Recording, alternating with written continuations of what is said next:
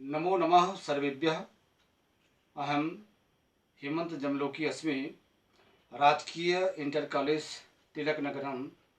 आज मैं एक नया विषय को लेकर के आपके सामने उपस्थित हूँ। कल हमने उत्क्षिप्त व्यंजनों पे बात करी, जो री है उसके प्रकार पे बात की। आज मैं आप लोगों के सामने वर्ण विचार के अंतर्गत ही हिंदी और संस्कृत दोनों विषय को लेकर के प्रयत्न के बारे में बात करूंगा।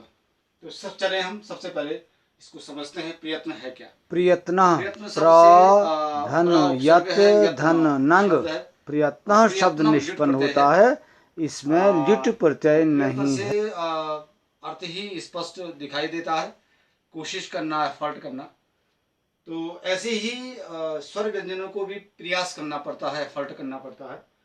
अर्थात स्वर, क्योंकि वर्णों के दो ही भेद हैं, स्वर और व्यंजन। स्वर और व्यंजनों को जो चेष्टा करनी पड़ती है, जो प्रयत्न करना पड़ता है, जो कोशिश करनी पड़ती है, जो यत्न करना पड़ता है, उसे ही प्रयत्न कहते हैं। ठीक है, स्वर और व्यंजनों को आपस में ये दो प्रकार के हैं मुख्यतः, आभ्यंतर प्रयत्न और आभ्यंतर प्रयत्न, बाह्य प्रयत्न। ठीक है, आभ्यंतर का मतलब है भीतरी, ठीक है, और बाह्य का मतलब है बाहरी। यहां मैंने लिखा है, ध्वनि उत्पन्न होने के पहले वाक इंद्रिय की क्रिया को आभ्यंतर प्रयत्न कहती है।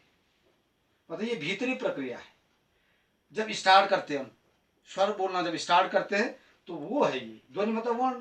तो ध्वनि उत्पन्न होने के पहले वाक इंद्रिय की जो क्रिया होती है उसको ही आभ्यंतर प्रयत्न कहते हैं। जब हम कुछ बोलना चाहते हैं तो स्टार्टिंग में जो वर्ण निकलते हैं, उसका जो श्री गणेश होता है, वही जो है आभ्यंतर प्रयत्न है। अब यहाँ पर दूसरे में बाह्य है, तो बाह्य मतलब ध्वनि के अंत की क्रिया। जब ध्वनि के अंत की क्रिया को ही बाह्य प्रयत्न कहते हैं। जब ध्वनि पूरी हो जाए, जब वर्ण कंप्लीट हो जाए, तो वो बाह्य प्रयत्न में आएगा। ठीक है, तो बाह्य प्रयत्न में हम कल बात करेंगे। आज मैं आभ्यंतर प्रयत्न के बारे में ही बात कर रहा हूं। नहीं तो दोनों अगर मैं एक साथ यहाँ पर आपके सामने प्रस्तुत करूं तो फिर उसमें वीडियो लंबा हो जा रहा है, जिससे वो अपलोड होने में दिक्कत कर रहा है। इसलिए तोड़ तोड़ करके आज मैं आभ्यंतर, अकल बाह्य में आपके सामने अलग अलग रूप में रखूंगा। तो हिंदी में भी और संस्कृत में भी दोनों में बात करूंगा। अभी मैंने चार्ट बना रखा है ताकि हमारा समय की बचत हो, इसलिए मैंने चार्ट बनाया है। ये जो व्हाइट बोर्ड है इस पे अब हमारे पास जो आभ्यंतर प्रयत्न है, ये तीर का निशान, बाह्य प्रयत्न हम कर लेंगे। ये 5 प्रकार का होता है संस्कृत भाषा में। स्पृष्टम, ईषद स्पृष्टम, विवृतम, ईषद विवृतम, संवृतम। ठीक हो गया। अब हिंदी में स्पृष्ट, ईषद स्पृष्ट, विवृत, ईषद विवृत, संवृत नहीं होता है हिंदी भाषा में। अब ये स्पृष्ट क्या है? कु चू टू तू पू। कु मतलब कवर क ख ग ग, चू मतलब चवर्ग च छ ज ज य, टू मतलब टवर्ग ट ठ ड ढ ण, तू मतलब तवर्ग त थ द न, पू मतलब पवर्ग प फ म। ये कुल मिलाकर के 25 हैं। क से लेकर के म तक, क्या लिखा है मैंने पूरा? कादयो मावसाना है स्पर्शा, अर्थात क से म तक ये 25 हैं। इनको स्पर्श भी कहते हैं। यहाँ पर हल्का मैंने लिखा है कि स्पृष्ट क्या है? उच्चारण में वाग इंद्रिय का द्वार बंद रहता है। जब उच्चारण में वाग इंद्रिय का द्वार बंद रहता है तो वो वर्ण स्पृष्टम अर्थात स्पर्श में आते हैं। इसको दूसरी भाषा में भी समझ सकते हैं कि जब हम बोलते समय कंठ, ताल, मूर्धा जो भी अवयव हैं मुंह के अंदर, वो जब उनको जो कोशिश करनी पड़ती है, उनको जो प्रयास करना पड़ता है, उनको जो स्पर्श करना पड़ता है, या यूं कहें ताल जो जिह्वा है, टंग, उसके अग्रभाग, मध्य भाग और पश्च भाग को जो स्पर्श करना पड़ता है, जिन जिन अवयवों को स्पर्श करना पड़ता है, वही जो है स्पर्श या स्पृष्टम कहलाते हैं। ठीक है।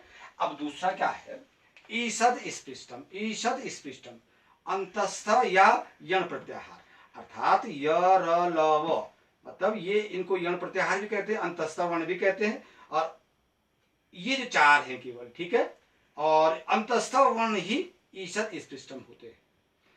हिंदी में भी संस्कृत में भी उच्चारण वाग इंद्रिय के कुछ बंद रहने से होता है, कुछ बंद रहता है जब, तब ये प्रक्रिया होती है, ईषद स्पृष्टम होता है, अंतस्थ होता है।